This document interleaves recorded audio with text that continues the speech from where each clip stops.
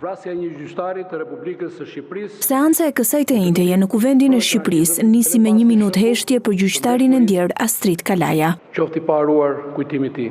Heshtja nuk zgjati shumë. Debatet nisën menjëherë duke devijuar nga rendi i ditës, që parashikonte prezantimin e raporteve për 4 institucione.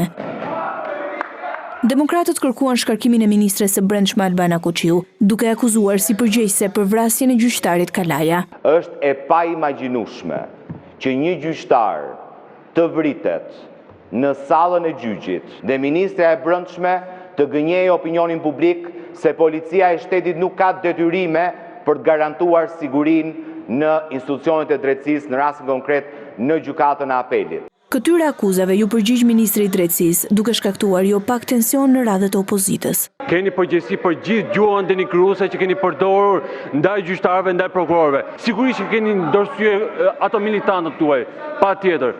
Mos bëj zhurmë.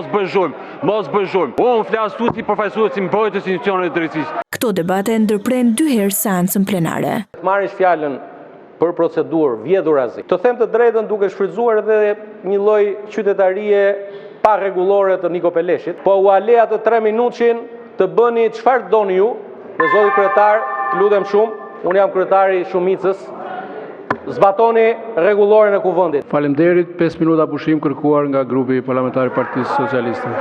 Në rinisje të seancës, Albana Koqiu ju përgjigj akuzave të opozitës, duke u përfshirë dhe në një debat të ashpër me deputetin demokrat Flamur Noka. Nëse do të kishte përgjegjësi një polic i shtetit, sot do të ishte në arrest. Policia e shtetit ka kryer veprimet e veta në përputhje të plot ligjore. Përgjegjëse për vrasje nuk jam unë, jeni ju nga mëngjesit e ndarë me këtë gjuhë që përdorni.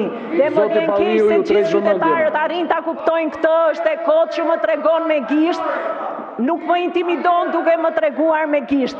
Përpjekjet e socialistëve për të rikthyer në rendin e ditës ishin pa rezultat. Çfarëdo apoteoze që ti thurish ti asaj, ajo është një mashtruese publike, zotëri. Në një fatkeqësi dhe pa pranueshme absolutisht, të shpreh një urrëtie masive, si rapa ndonjëherë. Dhe ajo urrëtie është për drejtësinë që krijohet, s'është për individin.